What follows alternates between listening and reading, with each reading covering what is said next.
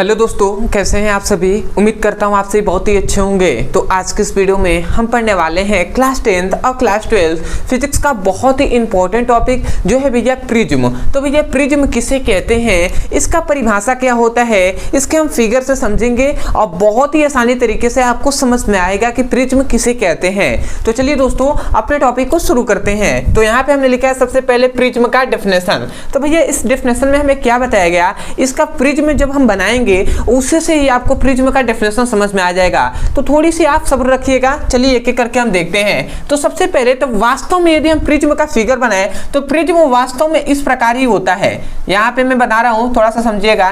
Prism वास्तव में इस प्रकार ही होता है, ठीक है।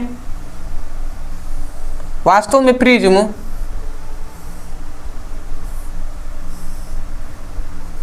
इस प्रकार होता है। ये देखिए प्रिज्म का यही क्या है, आकार है। इसी प्रकार प्रिज्म होता है। अब इसमें आपको जब वास्तविकता में आपको दिखाया जाता है तो अब आपको समझ में आता है। फिर भी मैं बता रहा हूँ, यहाँ पे सबसे पहले तो ये एक आप ध्यान देंगे, यहाँ पे तो ये एक त्रिभुजाकार है और यहाँ पे एक ये त्रिभुज है, त्रिभुज के आकार का है। तो सबसे पहला ये पॉइंट्स आया कि इसमें दो त्रिभुज है, त्रिभुज के आकार के ये क्या है, सतह है। तो मतलब दो क्या है, इसमें क्या है, दो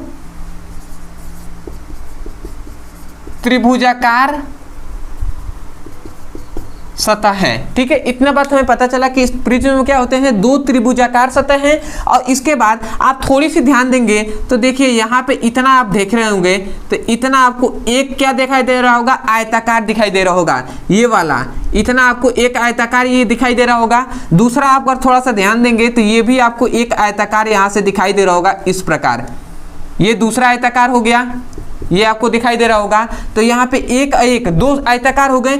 एक जस्ट इसके पीछे है, इसके जस्ट पीछे एक आयताकार है, ठीक है, जो इस प्रकार होगा, ठीक है। तो ये एक आयताकार है, मतलब इसके क्या हो गए, तीन आयताकार होते हैं। मतलब तीन आयताकार सतह भी होते हैं। मतलब दो त्रिभुजाकार होंगे और तीन आयताकार सतह होंगे।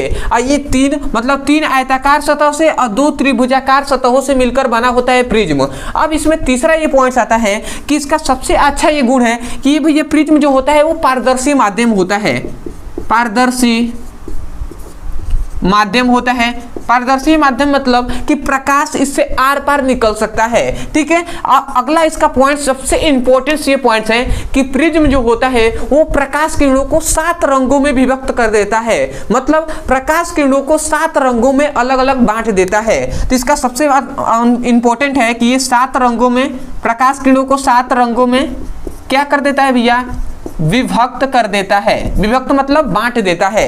तो इसी को हम क्या कहते हैं, प्रिज्म कहते हैं। तो अब हम डेफिनेशन इसका क्या कहेंगे, देखिए डेफिनेशन आपको याद भी हो गया होगा। तो आप क्या कहेंगे कि तीन आयताकार तथा दो त्रिभुजाकार सतहों से मिलकर बना एक ऐसा पारदर्शी माध्यम जो प्रकाश किरणों को 7 रंगों में विभक्त कर देता है, उसे प्रिज्म कहते हैं। तो आशा करते हैं कि आपको समझ में आया होगा कि वास्तव में प्रिज्म कहते किसे हैं। और डेफिनेशन तो आपको यहीं से याद भी हो गया होगा। देखिए डेफिनेशन में हमेशा कहता हूं कि रटना नहीं, समझना चाहिए। और समझने के लिए थोड़ी सी तो आपको वेट लगेगा ना, थोड़ी सी तो समय आपको लगेगा ही। तो थोड़ा सा आप सब्र रखिएगा, क्योंकि बहुत से स्टूडेंट ऐसे होते हैं कि जब समझाया जाता है तो वो भैया भाग जाते हैं, ठीक है। तो मैं आपसे रिक्वेस्ट करूंगा कि अंत तक देखिए, आपको बिल्कुल समझ में आएगा हर टॉपिक, ठीक है। तो एक बार और मैं बोल रहा हूं, डेफिनेशन समझिएगा। आप क्या कहेंगे, तीन आयताकार तथा दो त्रिभुजाकार सतहों से मिलकर बना एक ऐसा पारदर्शी माध्यम जिसमें जो क्या करता है, जो प्रकाश किरणों को 7 रंगों में विभक्त कर देता है, उसे प्रिज्म कहते हैं। इसलिए हमने लिखा है कि तीन आयताकार तथा दो त्रिभुजाकार सतहों से मिलकर बना एक ऐसा पारदर्शी माध्यम जो प्रकाश किरणों को 7 रंगों में विभक्त कर देता है, उसे प्रिज्म कहते हैं। तो आशा कहते हैं प्रिज्म का डेफिनेशन समझ में आ गया होगा।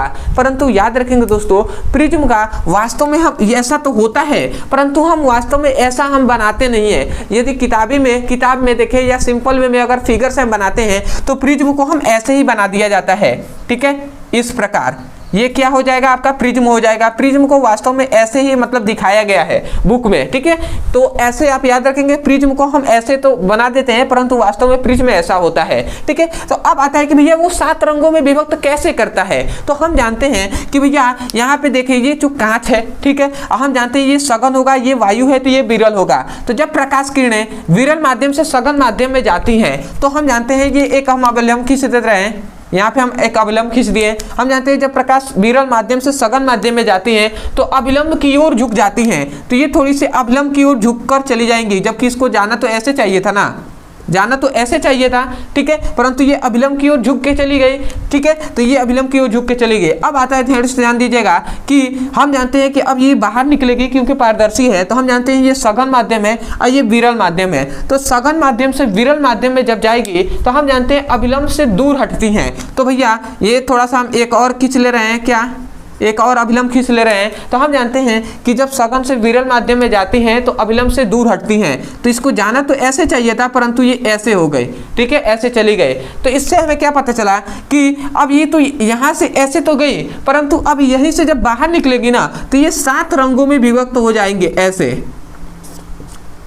4 6 1 7, ये 7 रंगों में विभक्त हो जाएगी अलग अलग, 1 2 3 4 5 6 और 7, ऐसे ही ये 7 रंगों में विभक्त हो जाएगी। और इसी प्रकार प्रिज्म को आप देख सकते हैं। एक आता है पेन कि जो फीजो का होता है, वो अगर आप देखेंगे तो देखिएगा आप ध्यान से, तो वो क्या होता है, उसकी कटिंग ऐसे होती है, ठीक है, कि यदि वो आपको लाइट है, जो प्रकाश आ रहा है, प्रकाश को आप लीजिएगा, प्रकाश के सामने उसको क्या कीजिएगा, प्रकाश के सामने कोई कुछ रख दीजिएगा, आगे लकड़ी उकड़ी कुछ भी आप रख कर और उसको आप रख कर ऐसे, मतलब ये क्या है, पेन है, तो इसको आप ऐसे रखिएगा, आप प्रकाश इस प्रकार आ रही है तो देखेंगे आप इस पे जब चमकेगा ना तो इधर से इधर जब लकड़ी पर आपको जाएगा तो उसका जो फिगर होगा उसमें आप देखेंगे तो कुछ रंग आपको दिखाई देंगे, लगभग 4-5 तो आपको दिखाई देंगे ही, क्योंकि वो वास्तव में तो प्रिज्म नहीं है परंतु कुछ ना कुछ प्रिज्म के आकार के जैसे होने के कारण वो 7 रंग आपको में से 7 नहीं तो भैया 3-4 तो आपको रंग अलग अलग दिखाई देंगे ही, क्योंकि मैंने स्वयं देखा है।